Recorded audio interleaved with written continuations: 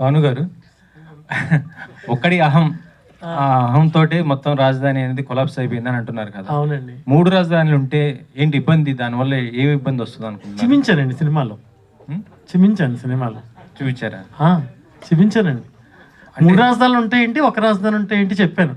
3 అమ్మలు ఉంటే ఏంటి, 3 నాన్నలు ఉంటే ఏంటి, అలాగే ఇది కూడా. 3 నాన్నలు ఉన్నారనుకోండి, ఏ నాన్న దగ్గరికి వెళ్ళాలో తెలియదు మనకి. 3 అమ్మలు ఉన్నారనుకోండి, ఏ అమ్మ దగ్గర పడుకోవాలో తెలియదు మనకి. ఒక్క రాజధానిలోనే రైతులు ఉంటారు కదా, 3 ప్రాంతాల్లో కూడా రైతులు ఉంటారు కదా. అవును. మరి ఆ 3 ప్రాంతాల్లో రైతులు ఉన్నప్పుడు అక్కడ రైతులు కూడా ఉపయోగపడుతుంది కదా, మిగతా వర్గాలకు కూడా ఉపయోగపడుతుంది కదా. Definitely sir. ఏ రైతు దగ్గరికి వచ్చి భూమి అడిగారో వాళ్ళే ఇచ్చారు. ఇప్పుడు ఆ ప్రాంతానికి వచ్చి భూమి అడిగారు కాబట్టి ఆ ప్రాంత రైతులు ఇచ్చారు. ఇంకో ప్రాంతం దగ్గరికి వెళ్ళి ఉంటే ఆ ప్రాంత రైతులు ఇచ్చేవారేమో కదా సార్. మనం ఎవరినైతే అడిగి తీసుకున్నారో వాళ్ళ ఇబ్బందులు చూపిస్తున్నాం. నేను వెళ్ళలేదు వాళ్ళకి అత్త తీయడానికి, నేను వెళ్ళడం కాదు. వాళ్ళు అక్కడ జరిగిన నష్టాన్ని చూసి నేను సినిమా తీస్తున్నాను. వాళ్ళు వచ్చి అడిగారు, వీళ్ళు ఇచ్చారు కాబట్టి నేను ఈ ప్రాంతం గురించే చెప్పాలి కదా సార్ కథలో. ట్రైలర్లో ఒకటి కూడా ఇంకోటి చూపించారు, ప్రజల్ని సోమరులు చేస్తున్నారు అని అంటున్నారు. అంటే సంక్షేమ పథకాలను ప్రజలను సోమరులు చేస్తాయి సార్. నేను చెప్పింది ఆ సెన్స్ కాదు సార్. అంటే మీరు ఆ డైలాగ్ విని దాన్ని ఆపాదిస్తున్నారు. దాని ముందు ఉండే సీక్వెన్స్ వస్తే మీకు క్లియర్ గా. అంటే ప్రస్తుతం ఏంటంటే అంటే ఏపీలో జరుగుతున్న సిచ్యువేషన్ కాబట్టి అక్కడ ఏపీ కాదు సార్ నేను చెప్పింది కదా, రాజధాని అనేది ఏపీకి సంబంధించింది కదా. ఒక 1 సెకండ్, మీరు అడిగింది కరెక్టే. ఇప్పుడు సెన్సార్ ప్రాబ్లమ్స్ కానీ ఇంకోటి కానీ ఇంకో ఇష్యూస్లో కానీ ఫిక్షనల్గా కథ చెప్పాలి. మనం రియలిస్టిక్గా చెప్పడానికి లేదు మనకు హక్కు. పొలిటీషియన్స్ ఎవరైనా తిట్టుకోవచ్చు, ఎవరైనా మాట్లాడుకోవచ్చు, బూతులు మాట్లాడవచ్చు, కానీ సినిమా వాడు మాత్రం ప్రత్యక్షంగా చెప్పకూడదు. కాబట్టి నేను అరుణ ప్రదేశ్ అని ఒక రాష్ట్రం క్రియేట్ చేసి, అమరావతి కాదు ఐరావతి అని ఒకటి ఫిక్షనల్ చేసి, రైతుల జీవితాల్లో జరిగిన యథార్థ సంఘటనల్ని ఫిక్షనల్గా ఈ సినిమాలో చెప్పడం జరిగిందండి. చాలా సినిమాలు సమస్యని చెప్తాయి, సొల్యూషన్ చెప్పవు. నేను ఈ సినిమాలో సొల్యూషన్ కూడా చెప్పానండి. రేపు పొద్దున ప్రధానమంత్రి మోదీ లాంటి వాళ్ళు కూడా ఈ సినిమా చూసి అప్రీచ్ చేస్తే ఇలాంటి క్లైమాక్స్ ఉంటుంది సార్. ఈ సినిమా జరిగిపోయిన గతం చెప్తాం, జరుగుతున్న గతం చెప్తాం, కానీ జరగబోయేది చెప్పాం, ఎందుకంటే మనకు తెలియదు కాబట్టి.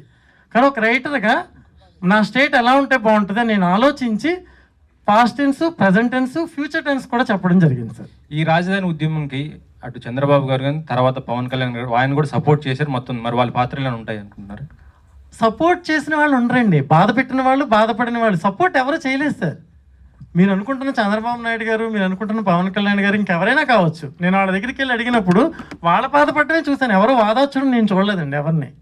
రాజకీయంగా నేను అసలు టచ్ చేయను సినిమాని. వాళ్ళని ఎవరు వాదార్చారు రియల్గా అంటే, ఎవరు వాదార్చకే కదా రోడ్ల మీద తిరిగారు, ఎవరు వాదార్చకే కదా పాదయాత్ర చేశారు, ఎవరు వాదార్చకే కదా అలా తిరుగుతూనే ఉన్నారు, ఇంకా పోరాడుతూనే ఉన్నారు. ఇన్ని రోజుల నుంచి టెంటల దగ్గర కూర్చుని వాళ్ళ ఉద్యమాన్ని కొనసాగిస్తూనే ఉన్నారు ఇన్ని సంవత్సరాలుగా. ఎవరు వాదారిస్తే ఆ వాదార్పు దొరికేదిగా వాళ్ళకి దొరకలేదు సార్ వాళ్ళకి వాదార్పు. నేను వాదార్చాలనుకున్నాను. నాకు తెలిసిన యాంగిల్లో సామాజిక బాధ్యత అన్న రవిశంకర్ గారు సినిమాని. ఇది ఎందుకు తీస్తున్నారు సార్, దీనివల్ల ప్రాబ్లమ్స్ ఉంటాయి కదా అంటే, సినిమా అంటే వ్యాపారమే కాదు సామాజిక బాధ్యత కూడా. ఆ పదం నేను ఇప్పటివరకు సినిమాల్లో వినలేదండి, నాకు ఎవరు చెప్పలేదు. సో సామాజిక బాధ్యతనే నేను డైరెక్షన్ చేశాను సార్ సినిమా. దీనికి పొలిటికల్ హంగులు అలాంటివి నేను పెట్టుకోలేదు సార్. తెలుగుదేశం పార్టీ కానీ బీజేపీ కానీ అతర వామపక్షాలు నన్నే అడుగుతారు సార్. ఇవ్వండి రవిశంకర్ గారికి ఇవ్వండి. సార్ మిగతా పార్టీలు అందరూ కూడా దీని మీద వాళ్ళకి సానుకూలమైనటువంటి అభిప్రాయం ఉంది.